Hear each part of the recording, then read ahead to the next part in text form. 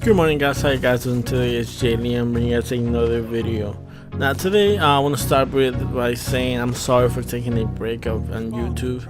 To be honest, it was just me stop playing Destiny. I think the last video that I made, I explained the problems that I have with the whole Halloween trials, and honestly, that just took me away from the game.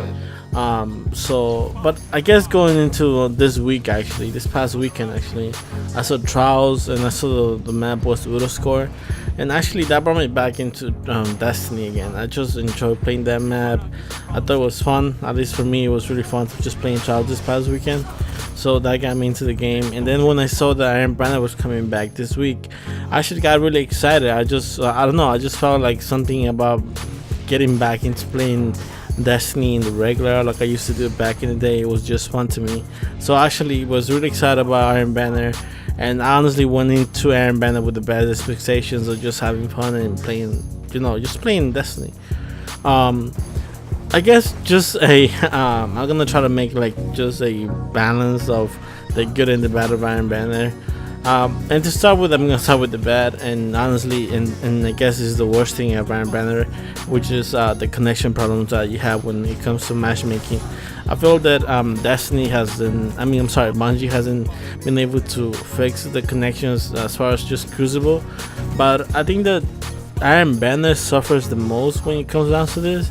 Like, I don't think that there's not another game mode when when you play Destiny that is more laggy than Iron Banner. I guess even playing the regular Crucible, I think it's less laggy than Iron Banner, and I don't know why.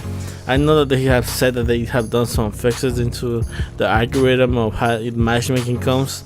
They have said that they're moving into more of the connection base, but honestly, when I play Iron Banner this week, I honestly I don't see how is that possible. How do they actually try to fix it, or what are the changes that were being made? Honestly, I just don't know. It just doesn't seem, it doesn't relate, like it doesn't match what they said that they're doing into the settings of matchmaking to what is actually happening in the game. So yeah, that was a big minus for me. I guess I gotta say this. I was playing by myself. I didn't really run into with a team.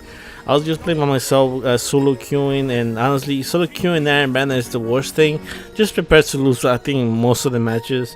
It was just really bad, especially in the Rift. I think that just when you play by yourself, honestly, I was expecting to lose most matches when I run into teams of 6. Honestly, it's just gonna be a loss. So that also added to a negative aspect of just having a bad experience in Iron Banner this weekend. I'm sorry, this week.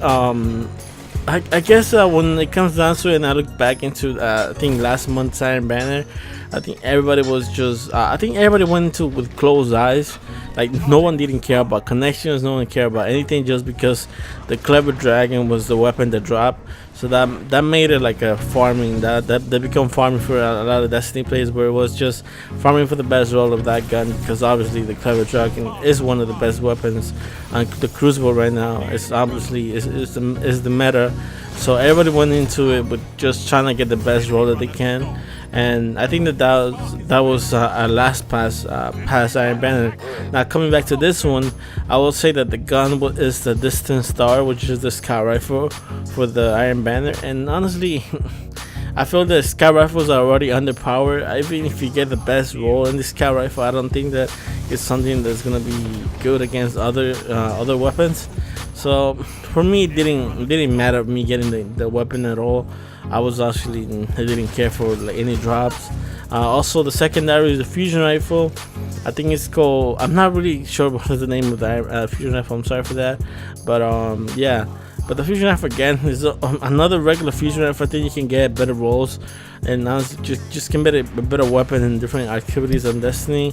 So that didn't really made my experience any better. The fact that anything that you can get from rewards, I honestly didn't care for. I guess if you need a helmet and if you need a mark, you can actually go for that, because that was the gear of the week. And yeah, so as far as the rewards goes, that was just another minus in my opinion for this week, just because there was honestly nothing good to get from that. At least for me, I don't know, maybe some of you guys were looking for some of the gear, But for me, it was just a negative. Add to that the maps. Actually, I think the maps were actually fine. I didn't feel like any map that they chose was like really bad, especially for the Rift. I think most of the maps work for that. For the maps that they chose work for that type of game mode.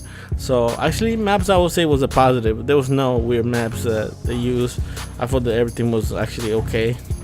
As far as the game mode itself, Rift, I think that I like said again, I touched this in the beginning. If you run into a team of 6, it's gonna be honestly an uphill battle. You more than likely you're gonna lose that match. Even if you're a really good player, you're still gonna lose that match, just because Riv is honestly about like more likely about how you can rush with the team and how you can actually grab the relic and push, and that's honestly just team based. And if your team of 6 is talking to each other against a team of single queues, it's just gonna be a wipe.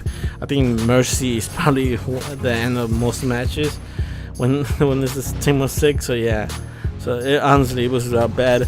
I would say that so I guess Rivers I would say it's not a negative, it's not positive, it's just a game mode that you usually know how to play. Iron Banner sometimes is a little bit negative for solo queue players, but it does use the positivity to just trying to find someone to play with.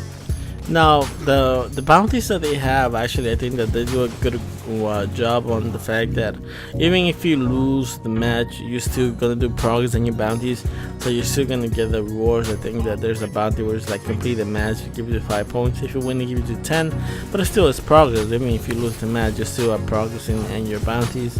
Leveling up as far as hitting rank 5, I think again same thing. I think that you can honestly do it. I don't think it's that negative. As far as just playing the Iron Banner, I think you probably can do it. So I guess that's a positive in the Iron Banner, just the fact that you don't have to wait until you get rank 5 to get the reward. Now you get the rewards for the bounties, and the bounties honestly are easy to do, easy to complete. So yeah, so that's a positive of just playing them. Basically, it comes to just play Iron Banner, and you're gonna be able to finish the bounties. So I will say for me, this past I guess this week, Iron Banner just it doesn't, the bad outweighs the good. And honestly, I played enough to make this video, just trying to get footage from this video. And besides that, I'm honestly not gonna jump back into Iron Banner. That's probably the most I'm gonna play. So that was the video, guys. Again, if you guys like the video, please leave a like. It does help the channel grow. And again, I'm sorry for taking a break from just making videos and not saying anything.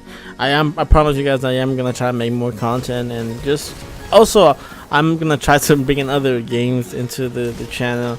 I am working on that. But anyway, guys, thank you guys so much for watching the video. Take care, guys. Peace.